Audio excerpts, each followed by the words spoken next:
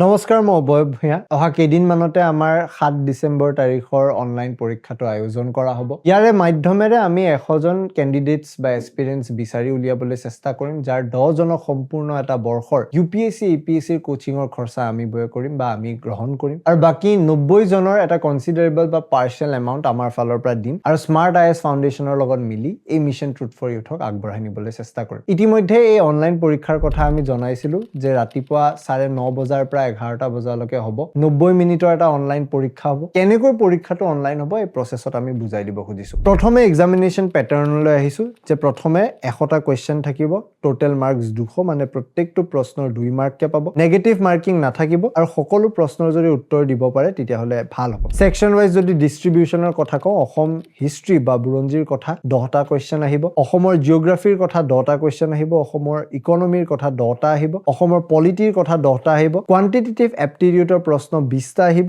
ৰিজনিংৰ প্ৰশ্ন 20টা আহিব আৰু ইংৰাজীৰ কম্প্ৰিহেনশনৰ প্ৰশ্ন 20টা আহিব এটা কেনেকৈ পৰীক্ষাটোত আপোনালোকে এপিয়াৰ কৰিব প্ৰথমতে স্মাৰ্ট আইএস এপত লগইন কৰিব 15 মিনিট মান আগত লগইন কৰিব তেতিয়া সময়খিনি আপুনি অলপ পাই যাব এটা ভাল ওয়াইফাই কানেকশন বা 4G 5G কানেকশন যাতে আপুনি ভালকে পায় হেতু চাই লব যি ডিভাইসৰ পৰা আপুনি এই পৰীক্ষাটোক এপিয়াৰ কৰে সেই ডিভাইসটো যাতে ফুললি চাৰ্জ হৈ থাকে অলপ শান্তিপ্ৰিয় অলপ ডিস্টাৰ্ব কম থকা জায়গাত বহি পালে পৰীক্ষাটো এপিয়াৰ কৰিব যাতে ভাল ৰিজাল্ট এটা কৰিব পাৰে লগতে যিখিনি সময়ত আপোনালোকে পৰীক্ষাটো দিব এইখিনি সময়ত কেৱল এক্সাম দি থকা উইন্ডোখনহে খোলা ৰাখিব যদি কিবা কাৰণত আপুনি যিখন স্ক্ৰিনৰ জৰিয়তে পৰীক্ষাত অৱতীৰ্ণ কৰি আছে সেই স্ক্ৰিনখন আপুনি মিনিমাইজ কৰি দিয়ে বন্ধ কৰি দিয়ে ইমিডিয়েটলি সেই পেপাৰৰ সেই আনসাৰখিনি সাবমিট হৈ যাব আৰু আপুনি ৰিএপিয়াৰ কৰিব নোৱাৰিব সেইকাৰণে মিনিমাইজ নকৰিব যিমানখিনি প্ৰশ্ন আছে যেহেতু বহুখিনি আমি এমসিকিউ বেসিসতে কৰিম দুবাৰ প্ৰশ্নটো পঢ়ি লব অলপ তাতে ঘুৰা পকা থাকে সেইকাৰণে হেনেকে ভালকে পঢ়ি লৈ আনসাৰখিনি দিব চেষ্টা কৰিব যেহেতু নেগেটিভ মাৰ্কিং নাই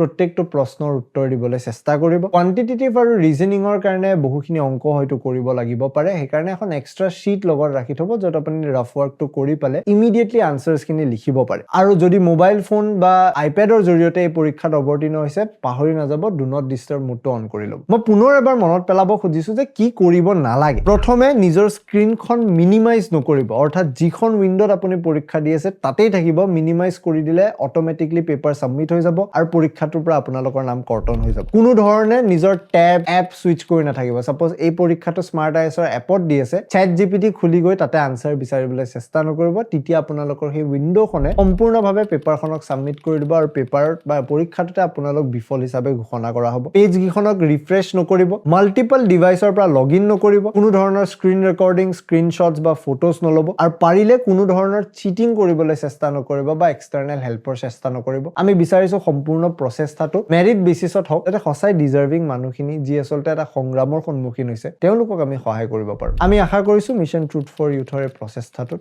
আপোনালোকে আমাক সহায় কৰিব সকলোকে শুভেচ্ছা জনালো আৰু অনাগত দিনত সকলোকে লগ পোৱা আশাৰ এই ভিডিঅটো সামৰি মাৰিছো এই ভিডিঅটো চোৱাৰ বাবে ধন্যবাদ